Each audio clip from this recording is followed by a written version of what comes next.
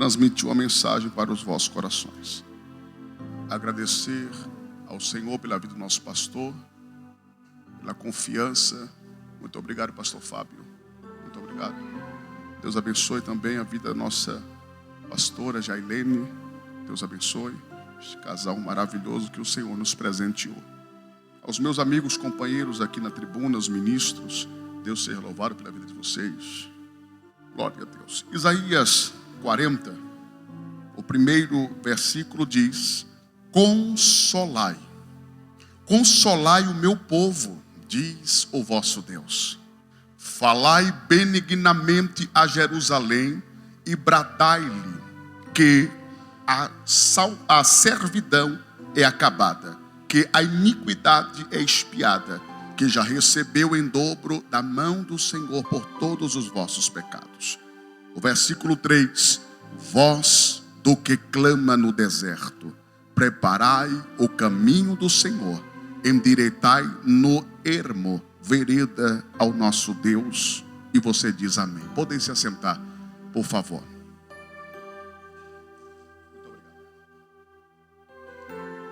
Qualquer semelhança dos últimos acontecimentos das mensagens não será coincidência. Há uma só voz, há um só Espírito, e Ele está entre nós. O profeta Isaías é levantado por Deus em um período caótico. Deus sempre levanta profetas em períodos difíceis. Se os irmãos observarem onde convir comigo, do primeiro capítulo de Isaías até o número 39, Deus dá a Isaías, por volta do ano 700 a.C., mensagens de juízos, mensagens de repreensão. Dura foi essa tarefa aqui para Isaías. Do capítulo de número 40 ao capítulo 66, é provável que já era o final da vida de Isaías. Em torno do ano 681 a.C., Deus quis mudar a mensagem da boca do profeta. Agora não é mais juízo, não é mais repreensão, não se trata mais das leis. Agora a mensagem é de consolo, redenção, salvação, anunciando o advento, o Messias, o prometido. Quem dá a profecia é Deus. Quem muda os tempos e as estações é o Senhor. A condição do profeta, ela entra dentro da sensibilidade para ouvir a voz do Senhor e obedecer. É necessário que haja uma obediência a Deus para transmitir aquilo que o Senhor está falando. O que eu acho interessante é que os entendidos diz que o livro de Isaías é uma miniatura da Bíblia. Se os irmãos observarem onde convir, do primeiro capítulo de Isaías até o número 39, corresponde em mensagens e em números acerca do Velho Testamento. Deus usa Isaías, trata das leis, dos rituais. Deus toma a boca do profeta, profetiza e repreende o seu povo. Então, observa que há uma mudança, um desdobramento. Do capítulo de número 40 até o número 66, dá 27 capítulos. Corresponde aos 27 livros do Novo Testamento. Em semelhança de números em mensagem, Deus usa o profeta Isaías para profetizar a salvação, para profetizar que já era agora chegado o período da redenção. Deus usa o profeta como seu interlocutor para nos anunciar as boas novas que estava por vir, que é Jesus Cristo de Nazaré. Deus marca o ministério do profeta Isaías. Se os irmãos observarem onde convir comigo, no capítulo 6, a Bíblia começa a dar referência que no ano que morreu o rei Uzias, era um período de luto. Eu começo a aprender aqui que o Senhor se manifesta em momentos improváveis, em momentos de dor. Deus, Ele é especialista em entrar no meio do caos. Deus, Ele faz coisas que na ótica humana seria impossível. E quis Deus chamar Isaías no momento a qual os seus sentimentos estavam feridos. E Isaías vai dizer que ele viu, olha que coisa interessante, no meio da morte, no meio da dor, ele diz: eu vi lá no alto e sublime trono o rei assentado. Era Deus fechando a visão de Isaías aqui na terra, porque o trono da terra estava ausente, o trono da terra estava vazio, mas era Deus tranquilizando o coração de Isaías, dizendo: o meu reino, o meu governo independe do governo da terra. Na terra o reino está sem um rei, mas o Rei dos Reis, Senhor dos Senhores, está assentado. Ele não está sentado, ele está assentado. O trono é dele, o governo é dele, a majestade é dele. Então era Deus tranquilizando o coração de Isaías, dizendo: Isaías, fique em paz, enquanto a terra está sem rei, no céu eu estou governando. Já vou trocar em miúdos para você entender. Entra governo, sai governo, partido A, partido B ou C, independe, porque o trono dos céus está governado por Deus. As ações humanas não interferem nas ações de Deus. Quando Deus quer abençoar, Ele abençoa e ponto final. E a Bíblia diz que Ele vê os seres, Ele vê os serafins que se aproximavam diante do trono de Deus com 6 asas, com 2 cobria o rosto. Temor. Se achegue perante a Deus com temor. Deus é Rei, Ele é Senhor, Ele é imutável, Ele não muda, permanece o mesmo ontem, hoje e eternamente. Temor, os serafins estão lá com os olhos tampados, com 2 cobria os pés. Reverência. Quando tu colocar os seus pezinhos aqui na casa do Senhor, é reverência. Você entrou aqui como adorador, adore a Ele, porque os seres, os serafins, os que ardem fogo, clamavam uns aos outros dizendo: Santo, Santo, Santo, Santo. E quanto mais os serafins adoravam, mais estremecia aquele lugar. A Bíblia diz que o seu séquito é uma ideia de seguidores, e os seus séquitos, em algumas tradições diz que o seu manto enchia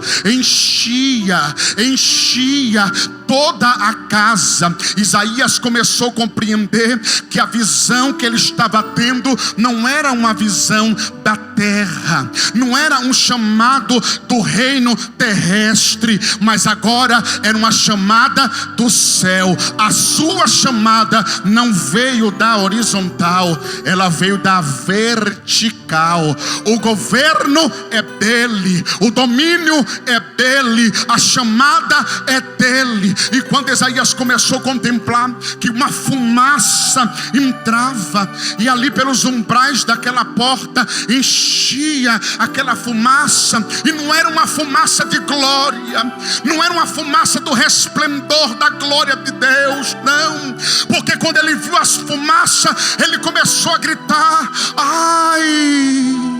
Ele começou a gritar, porque ele sabia que aquela fumaça representava o juízo de Deus. Ele disse: ai de mim, ai de mim que vou perecendo. Ele começa a fazer um reconhecimento. Ele diz: eu sou um homem de lábios impuros e que habito no meio de um povo de impuros lábios. Como posso eu receber um chamado tão glorioso?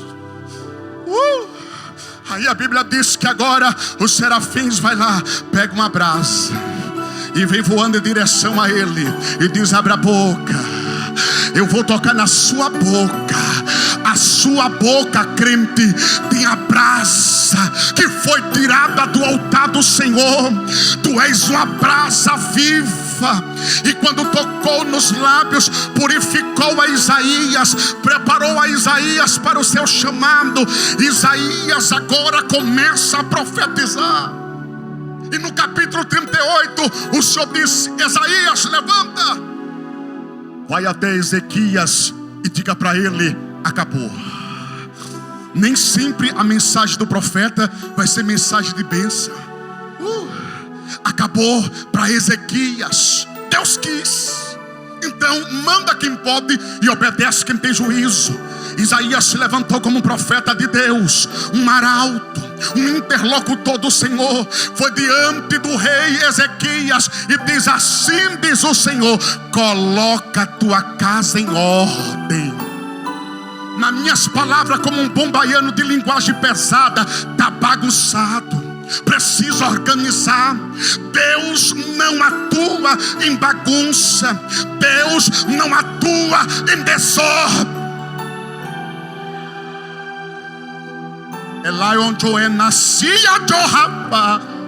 Deus me ajude. Coloca a casa em ordem, porque a morte é iminente. Tu vai morrer. E sabe o que aconteceu? Quando a morte aproximou Ezequias, ele foi com a cara na parede. Tem hora que Jeová tem que dar um sacode. Tem hora que tem que vir uma mensagem desconfortante. Tem hora que tem que ser uma mensagem dura, repreensiva, para se despertar. E ele foi com a cara na parede. Mensagens que não confrontam mais, pregadores que adocicam, traz o mel para a alma, não traz mais confronto. Eu desconheço esse evangelho. Eu desconheço esse evangelho que só tem rosas, bênção, recebe, toma, e lá. Não, o evangelho é confronto. O evangelho é para te tirar do comodismo. O evangelho é para ir na contramão de tudo e de todos. E ele entendeu que aquele momento era momento de se consertar, porque ia morrer. O profeta deu meia volta, virou as costas e foi embora. O profeta de Deus é assim. Deus mandou, vai. Profetiza. Quem se responsabiliza é Deus. Depois da meia volta, e deixa que Jeová resolve. Não tem que ficar se justificando. Não tem que ficar não. Deus mandou, fale. Nem uma vírgula a menos e nem um ponto a mais. Dá meia volta. E como diz lá na Bahia, deixa o pau quebrar. Deixa. Jeová ele sabe, ele quebra e conserta, ele faz e desfaz, ele dá, ele toma, ele abre, ele fecha. Kabadá, Rebadai, Comanô, Elimbai, ele sabe fazer. Não se preocupe e nem queira ensinar a Deus a trabalhar, querido. Ele sabe fazer, ele sabe fazer. A Bíblia diz que era Ezequias agora e a parede. E o que ele fez? Chorou muitíssimo. Ô crente, olha para mim. Olha para mim por gentileza. Mensagens que não te faz mais chorar, que não comove mais seu coração, é perigo. Nosso pastor falou ontem para poder acender a luz amarela, prestar atenção. E nos sinais evidentes, o vermelho, stop. Parar não é vergonhoso, não. Reconhecer, não. Por que não senta e faz as contas? Por que não chama a esposa, chama as crianças e senta e começa a rever alguns conceitos?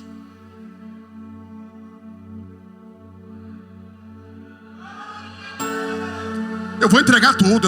Eu vi desbloqueado. Eu vim para falar o que Jesus está mandando. Senta, chora. Se não tiver lágrimas, começa a gritar. Se joga no chão, mas não permita com que a frieza, com que o esfriamento acometa a tua casa, a tua família. E ele começou a dizer: oh Senhor, tu lembra? Senhor, tu lembra? Ele tinha memória com Deus. É como se eu observasse, eu vou conjecturar, o Senhor dizendo: peraí, ele está fazendo lembranças, ele está fazendo memória. Deixa eu ver se está escrito.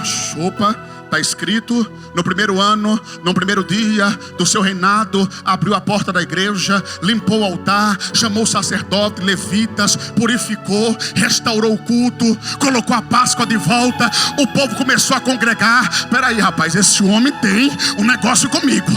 Ele tem, errou, tudo bem, mas agora vem cá. Ô Isaías, faz o seguinte: sou Deus, não quebro princípios, mas eu quebro protocolos. Volta lá, volta lá, volta lá, porque eu vi as orações, eu ouvi os gritos, eu vi as lágrimas. Lágrimas de crente ainda muda a sentença. Cadê você que veio adorar o nome do Rei? Aí vem agora Isaías, sem entender nada, mas vem na obediência. O rei, é o seguinte: não sei o que você orou, não sei qual foi suas lágrimas, não conheço a sua intimidade, mas assim diz o Senhor: mais 15 anos, mais 15 anos, mais 15 anos.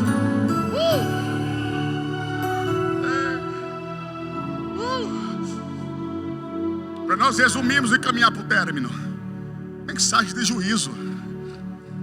Aí agora mudou. No capítulo 40, Isaías começa dizendo assim: ó, consola um aos outros. Em vez de ficar falando da vida dos outros, em vez de ficar perdendo tempo falando: ô fulano, você viu? Você ficou sabendo? Para com esse negócio, irmão. Não vai te levar a nada não. Começa a consolar. Consola um ao outro. Tá chorando hoje, mas amanhã tu vai sorrir. O choro dura uma noite, mas a alegria vem pelo amanhã. Tenha palavras de incentivo. Você sabia que é um dom? Ninguém fala. O dom de animar. Isso é dom. O dom de animar as pessoas. Em contrapartida, eu preciso falar: tem pessoas que é especialista em te colocar para baixo. Só tem palavras pesadas. Eu nem encosto perto de um cidadão desse. Eu tomo distância. Procure pessoas que te coloquem para próximo de Deus, que te apresente o céu, que Ele coloque um propósito na sua vida. E a palavra de Isaías foi: consola, consola, consola uns aos outros. Consolai, consolai uns aos outros, porque fala benignamente a Jerusalém, para dar-lhe que a sua servidão já é acabada, porque a iniquidade já é expiada, porque já recebeu em dobro da mão do Senhor por todos os seus pecados. Detalhe: Deus já perdoou o pecado, mas na boca do irmão crucifica todo dia. Tem prazer de apontar: ali ó, tá assim, mas fez. Quer ser isso tudo, mas eu gosto dos adágios lá da Bahia, que diz assim: quem tem teto de vidro, você conhece? Não atira. É tudo pela graça. Não tem mais santo do que pela graça, favor de um não merecimento.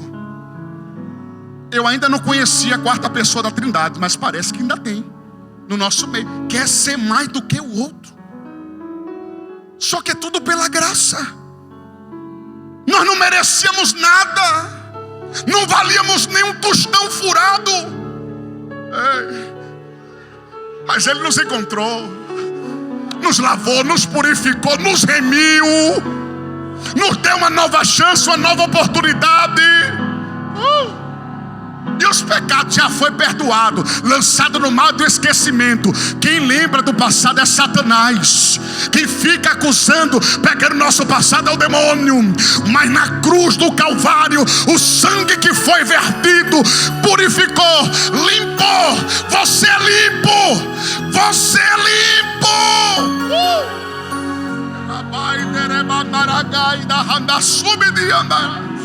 Já recebeu em dobro pelos vossos pecados. Aí o versículo de número 3: vós do que clama no deserto, preparai o caminho do Senhor e endireitai no ermo as vossas veredas.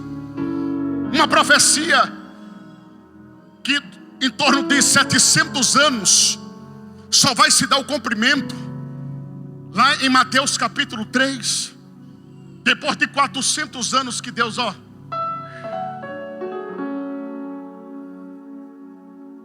último profeta Malaquias, pasme, vocês estão roubando a Deus. Foi isso que ele disse. Vocês estão metendo a mão. O que me roubas? O que me tomas? E ele denuncia. O profeta é um denunciador. Ele denuncia. O profeta não está preocupado com oferta, com pix, se vai convidar de novo, se vai ter tapinha no ombro. O compromisso dele é com o céu. O compromisso dele é com a palavra. O compromisso dele não é com mais nada. Observa aqui uma coisa. Quando o Senhor levantou os profetas, se os irmãos observar e hão de convir comigo, Deus levantou o profeta Ageu, um profeta que foi um profeta após o cativeiro. O povo estava destruído, arrasado. O povo estava ferido e reconstruindo, e ainda assim parou. Aí o profeta Ageu teve que ir lá. Teve que ir diante do sacerdote Josué, do governador Zorobabel, e disse: levanta, ide ao monte, buscai madeira, edificai a minha casa, porque dela eu me alegrarei. E aí ele vai denunciar e dizer: o seguinte, está comendo, não sacia. Está bebendo, não mata a sede. Está vestindo, mas não se aquece. O dinheiro que recebe é até bom, é até aplausível, mas coloca e um saquetel furado, desce, escorre. Aí ele vai dizer assim: sabe por quê? Faz o seguinte, tira um pouco a sua visão aqui das casas escudadas, tira um pouco aqui a visão dos seus bens, dos seus patrimônios. Glória a Deus, amém, que prospere mais ainda. Mas faz o seguinte: a minha casa como está ali, deserta. Hoje a casa aqui está cheia, mas e o templo do Espírito? Como é que está aí dentro? Eu sei que é difícil dar glória. Como é que está o templo? Há quanto tempo? As aparências, os falsos sorrisos, como é que está? Hoje é o dia de você se derramar. Hoje é o dia de você se rasgar. Vem sem reserva. Vem para perto dele que ele resolve. Entrega nas mãos do Senhor, porque ele faz. Observa que a profecia foi lançada e diz que vós que clama no deserto, preparai o caminho do Senhor. Você sabia que era tradição lá no Oriente Médio? Quando um rei, quando um estadista, quando alguém de uma escala, uma patente maior, fosse visitar um vilarejo, uma aldeia, uma cercania, mandava na frente os trabalhadores. Os trabalhadores que iam na frente iam com as ferramentas de trabalho, carpindo o chão, tirando os arbouros, tirando os espinhos, tirando os troncos, construindo pontes, porque o que estava vindo era maior. O que estava para chegar tinha mais prestígio. Nós somos esses trabalhadores. Você é essa voz que clama no deserto. Detalhe, você é uma voz, você não é um eco. Você é uma voz que clama no deserto. E quem aparece aqui? Aparece João o Batista. João Batista apareceu pregando lá no deserto da Judeia. O interessante é que as mensagens de João Batista não eram mensagens muito convidativas. No capítulo capítulo 3 de Mateus, versículo 1 e 2, ele começa a dizer: naqueles dias apareceu João Batista, pregando no deserto da Judeia, dizendo: arrependei-vos, arrependei-vos, arrependei-vos, porque este é o que está sendo anunciado pelo profeta Isaías. Isaías já havia profetizado que apareceria um no deserto para poder clamar, para poder pregar o arrependimento. E sabe qual era a mensagem dele? Quem vos ensinou a fugir da ira vindoura? Capítulo 3 de Mateus, versículo 7, ele começa a pregar, começa a profetizar.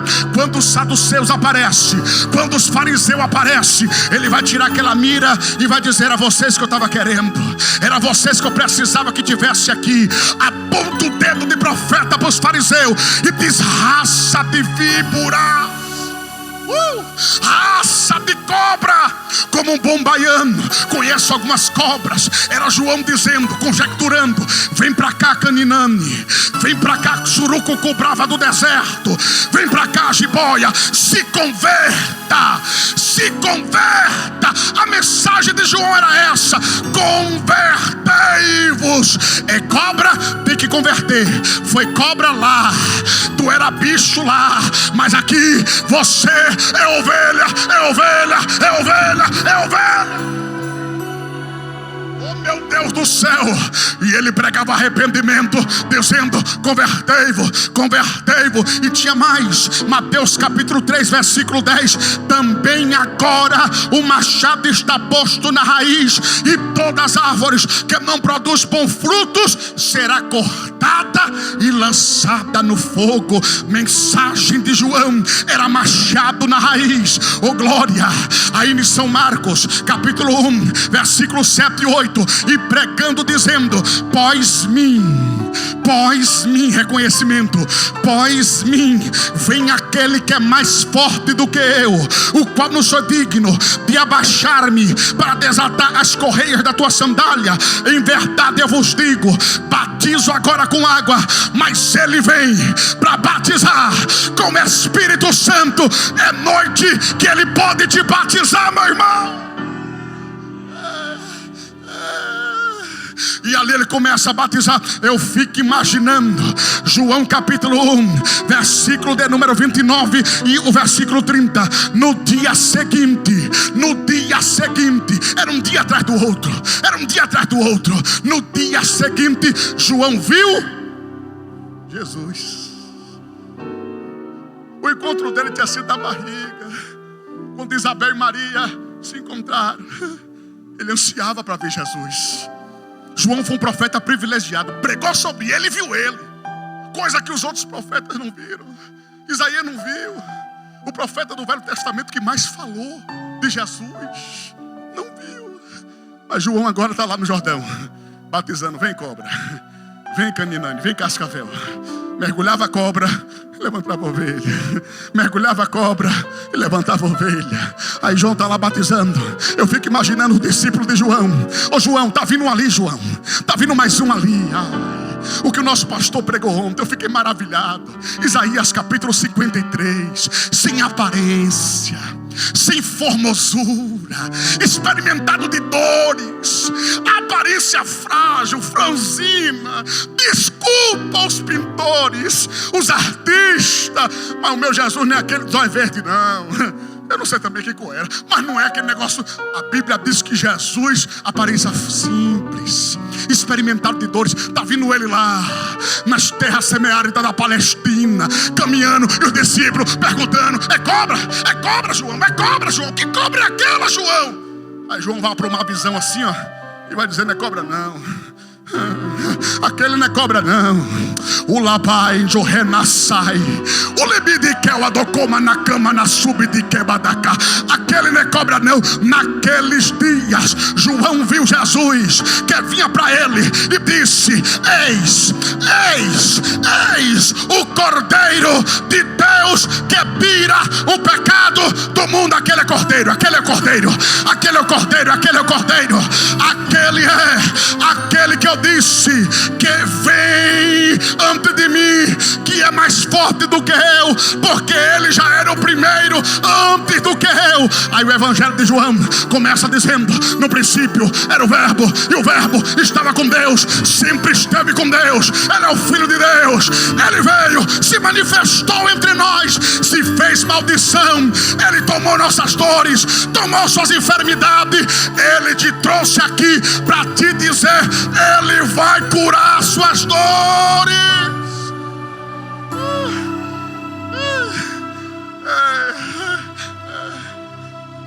Só isso, pregador? Poderia ser, mas a Bíblia diz, João capítulo 10, 41, e muita gente foi ter com ele, ao encontro dele, dizendo: João nunca realizou milagre.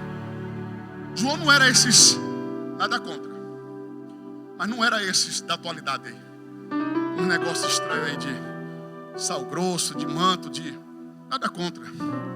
Deus realiza milagre que ele quer realizar, na hora que ele quer realizar, da forma que ele quiser realizar, ele faz. Mas João, não. Pele de camelo, um cinto afivelado no seu lombo, comia gafanhoto e mel silvestre. Não era um profeta convidativo, não tinha mensagens coaches. João não subia em cima do púlpito com as luzes apagadas, nada contra, parede preta, nada contra. Cruzava as perninhas dele no branquinho e ficava: venha como tu estás e permaneça da forma que você estás. Aqui não, Satanás. Aqui é cura, libertação, testemunho, salvação. Chegou a salvação para você, você crê? Chegou a salvação para sua casa, você crê? E as pessoas diziam: esse aí, o João Batista, nunca realizou milagre, mas tudo que ele diz a respeito deste homem é verdade. Para nós finalizarmos, teve uma festa e convidaram João. Problema, convidou João. Aí João foi, pensando que João ia se intimidar, porque eram os nobres, porque era a elite. Aí foi que Deus tomou João disso. Aí a Bíblia diz no capítulo de número 6 de Marcos, versículo 18: pois João dizia a Herodes: não é lícito tomar para ti a mulher do teu irmão. Pensa no meio de uma festa cheia, João levantar o dedo de profeta e dizer: ô Herodes, tu está se prostituindo. Essa que é a mensagem. Ô Herodes, é o seguinte: prostituição é pecado. Por que a igreja do século 21 começa agora a romantizar pecado? Por que a igreja agora atual começa a dar codinomes a pecado? Irmão, pecado é pecado. Acabou. Pecadinho, pecadão, conhece? Tudo é. Agora as consequências são diferentes. O Código Civil do crime diz que uma agulha tem uma pena se você furtar, se o indivíduo furtar. Mas se assaltar a mão armada é outra pena, consequência diferente, mas é o mesmo furto. O que muda? Qualificações, os incisos, os artigos. Pecado ainda é pecado. Para de ficar estimando o pecado. O pecado não é um pet. O pecado não é um bichinho que você fica cuidando, zelado dele. Pecado confessa, deixa e alcança misericórdia. Se você entrou aqui nessa condição de pecador e reconhece que precisa do perdão, da misericórdia, você que entrou aqui está cansado, como um dia eu estava há 20 anos atrás na cidade de Itabuna, lá no extremo sul da Bahia, drogado, prostituído, marginalizado, ferido, machucado. Encontrei o plano de salvação. Jesus me aceitou da forma que eu estava. Quando ele me encontrou, eu estava ali, drogado, prostituído. Ele veio até a mim e disse: está cansado? Está oprimido? Vem, vem. Labau anjorenasai, lebravai anjoquebatou. Vem, eu vos aliviarei. Tomai sobre ti. Ele vai tomar o seu jugo, ele vai tomar o seu fardo. Vem, vem. Olha o que aconteceu hoje. Minha maninha, pastor, está lá na cidade de Itabuna assistindo o culto. Hoje, minha mãe, eu lhe proporciono isso, porque antes a senhora ia dentro de um presídio me visitar, mas hoje quem lhe visita, minha mãe, é Jesus.